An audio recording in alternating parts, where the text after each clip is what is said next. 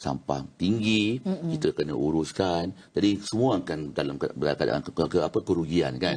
Jadi saya rasa kita perlu terapkan sifat insaf kita semua pada bulan Ramadan ni. Tak kisahlah pengguna atau peniaga lah, insyaAllah. Together we can keep Selangor clean lah, saya rasa. Baik, itulah kita juga harapkan. Kita ucapkan terima kasih kepada Datuk Ramli Muhammad Tahir, Pengarah Urusan KDEB Waste Management, KDEB WM. Dan sebelum kita berakhir, ada sedikit maklumat kepada anda semua di luar sana, iaitu persidangan peralihan tenaga 2026 dikuasakan oleh Tenaga Nasional Berhad akan berlangsung pada 3 hingga 5 Jun di Pusat Convention Kuala Lumpur dengan tema Tenaga dan Kecerdasan Buatan AI, Sinergi Memacu Peralihan Tenaga. Anda boleh layari theetconference.com untuk maklumat lanjut dan pendaftaran. Transformasi industri tenaga bermula di sini. Saya kira itu saja perkongsian saya pada jam ini. Dengan itu saya Gigi Ahmad. Assalamualaikum dan kita jumpa lagi.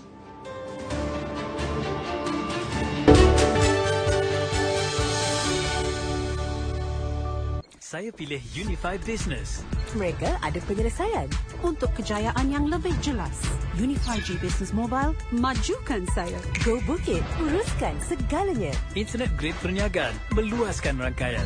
Solusi pemasaran digital, melebarkan capaian. Layanan priority, menyenangkan lagi perniagaan. Perkembangan digital meningkat pantas dengan program Impact Biz.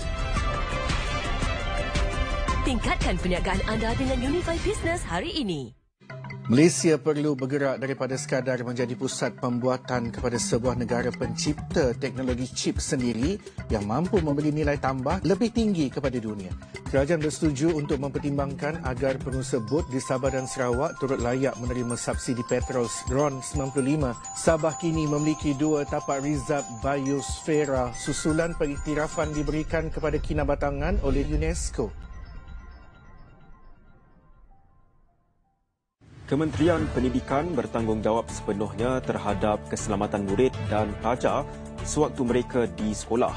Malaysia dan Korea Selatan terus memperkukuh kerjasama dalam bidang teknologi hijau dan kecerdasan buatan AI menerusi pelaburan 2 syarikat utama Republik itu. SPRM akan meneliti dan menjalankan siasatan sekiranya dapat unsur rasuah dalam pelaksanaan projek Aerotrain di KLIA yang dilaporkan sering mengalami gangguan perkhidmatan. Tiba Syawal yang dinanti. Bukalah hati bila bersama. Benda yang dah lepas. Tak payahlah kenang. Betul ke dia nak kita berdua balik? Kenapa dia? Kita hargai je apa yang ada ni. Team guys, hulurkan kemaafan. Kosong. Abang nak minta maaf. Cinta! Dah maaf. Maafkan diri. Salam cium tangan. Buka lembaran baru bersama. Papa. Annyeonghaseyo. Cantik tak kita? Ganteng. Benda atuk ni memang terkenal seluruh dunia. Setiap detik lebih bermakna ketika bersama. Pastikan raya. Apa kesalahan Sherry? Dah kamu sempurna di mata aku. Bila bersama, lagi jadi. Salam Aidilfitri, maaf zahir batin dari kami.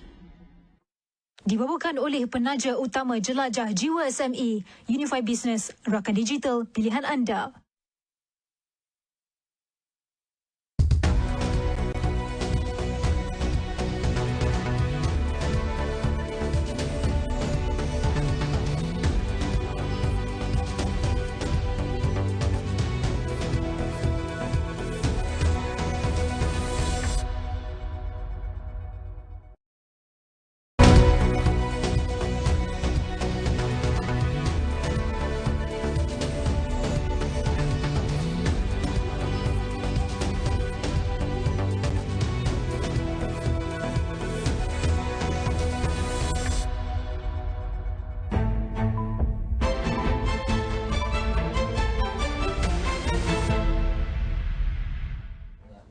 Assalamualaikum dan salam sejahtera. Anda bersama saya Nabilah Khalida dan ini Niaga Awani. Kita mulakan dengan perkembangan berikut.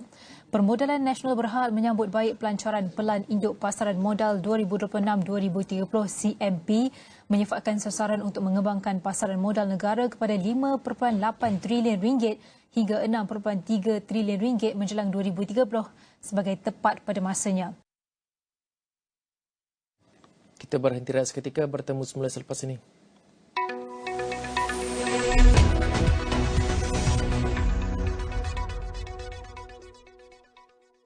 Aiskrim Cadbury Hazelnut baharu. Anda pasti terpikat.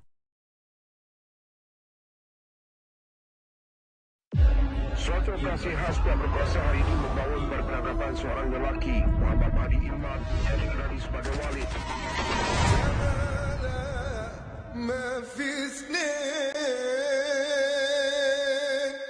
Siapa yang sesat sekarang ni, Umi? Umi ataupun Walid? Walid nak dia keluar daripada jihad rumah.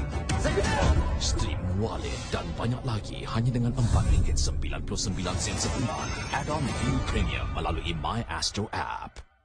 Ada yang perdebatan bahawa GST perlu dikembalikan semula kerana ada yang mempertikaikan bahawa SST itu tidak efektif. Isu buruh kanak-kanak bukan sahaja dalam bentuk fizikal tetapi juga bentuk moden yang lebih licik dan juga terselindung. Kita tengok buruh kanak-kanak dan ada juga buruh paksa kanak-kanak. Kumpulan FB dikenali sebagai grup budak-budak sekolah rendah yang didakwa menyebarkan gambar remaja perempuan tidak senonoh telah pun ditutup.